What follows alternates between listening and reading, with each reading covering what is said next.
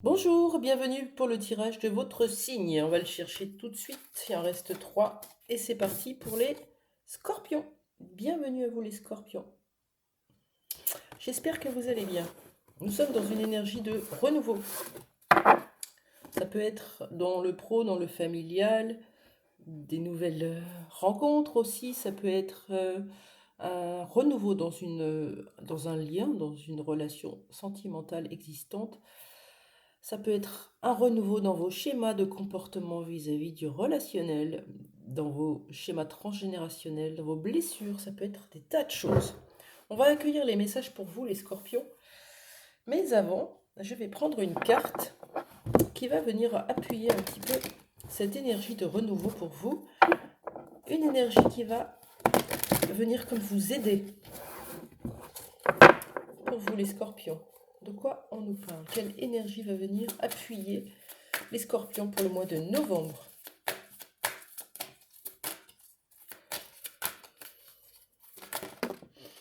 Ah, j'en ai 2. Je recommence. Une seule carte, s'il vous plaît. Pour les scorpions qui me regardent. Merci. Oh, l'espoir. Voilà. Vous voyez, avec ce 32.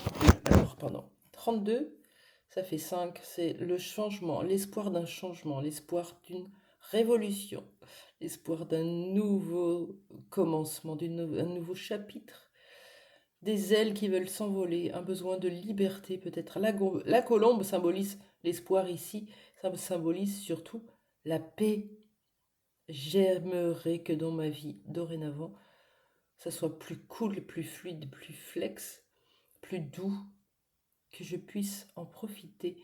C'est un peu cette énergie qui va vous aider à apporter des changements dans votre vie. Pourquoi vous voulez des changements dans votre vie? Parce que vous êtes un être plein d'espoir, de paillettes, d'étoiles dans les yeux et possiblement un besoin de paix intérieure. Ok. Niveau professionnel, les scorpions.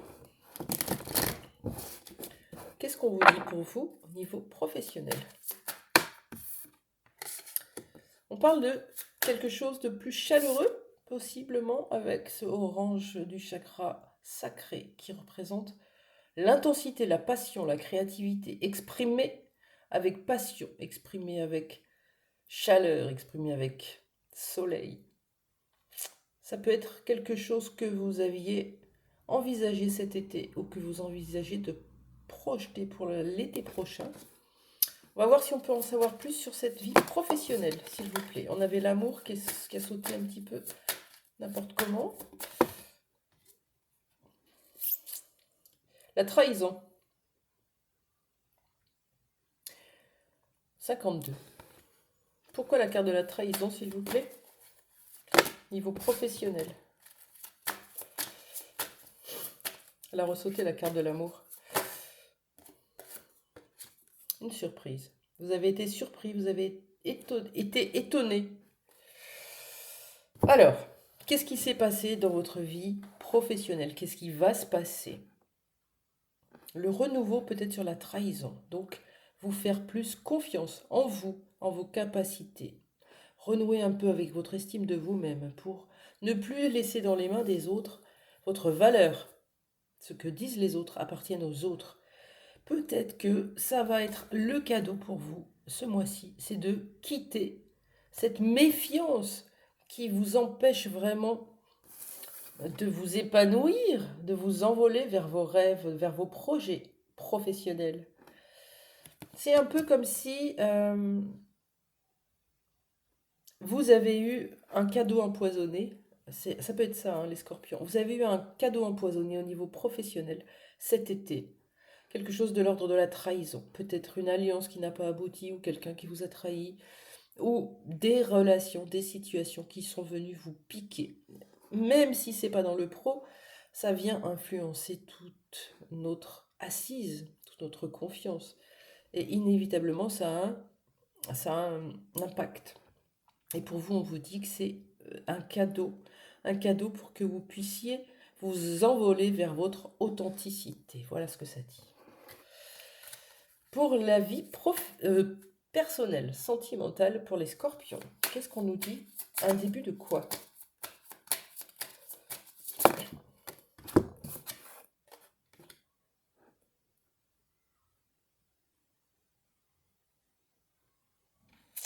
Vous allez, ouais, vous allez quitter le masque de la trahison ou vous allez le travailler, hein. La trahison, ce n'est pas que de la duperie, de l'adultère. Bien sûr que ça en fait partie. C'est aussi mentir, ne pas dire, cacher, ne pas révéler, ne pas dire ce que je pense. Ça, c'est une forme de trahison. Ne pas se révéler tel que l'on est. On vit un peu la vie cachée. On se camoufle. On vit la vie des autres, en fait. On s'adapte.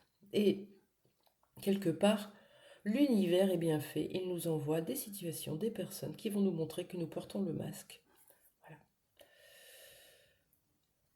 Voilà. Au niveau sentimental, évitez de faire une bêtise parce que vous êtes en train de vivre une connexion d'âme. C'est ça que ça dit.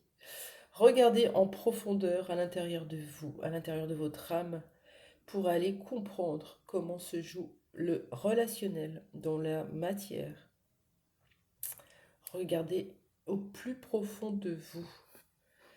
Vous avez une relation assez particulière qui peut vous mettre toujours en méfiance dans cette idée de persécution, de trahison, de paranoïa, de scénario catastrophe, parce que c'est une relation de foi, de confiance en soi, en ses convictions, en ce que je ressens, pas en ce que je vois et en ce que j'entends, en ce que je ressens. Ça change tout.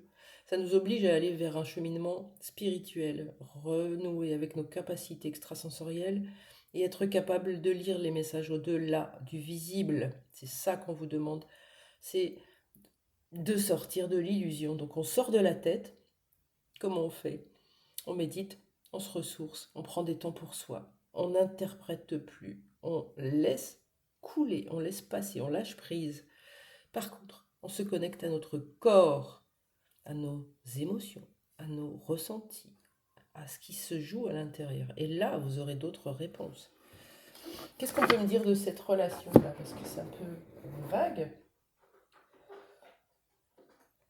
Le début de quoi?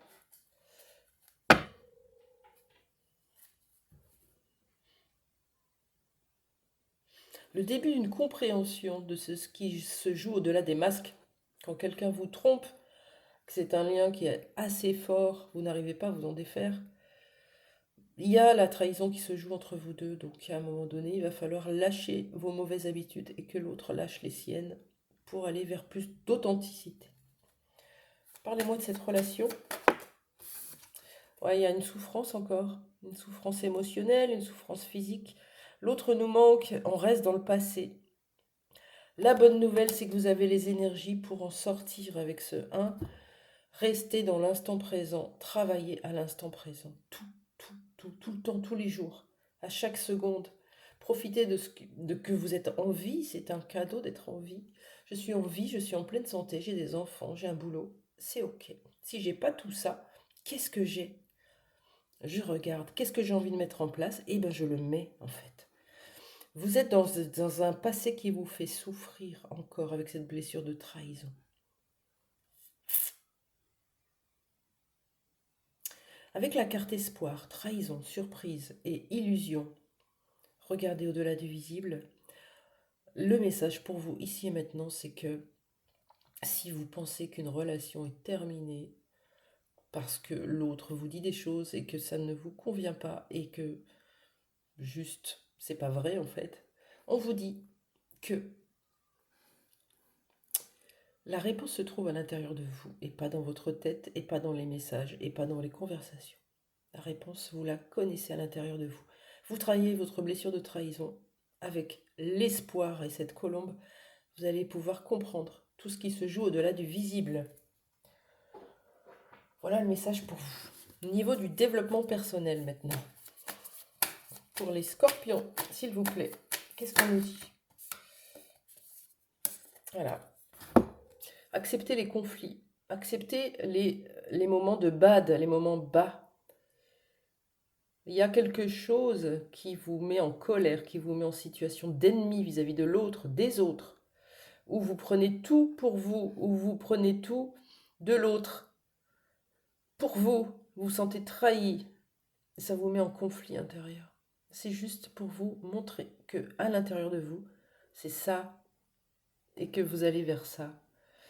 J'accepte qui je suis, j'accepte mes faiblesses, j'accepte celles des autres du coup, j'accepte mes qualités, j'accepte celles des autres, j'accepte ma vérité à moi et j'accepte celle de l'autre.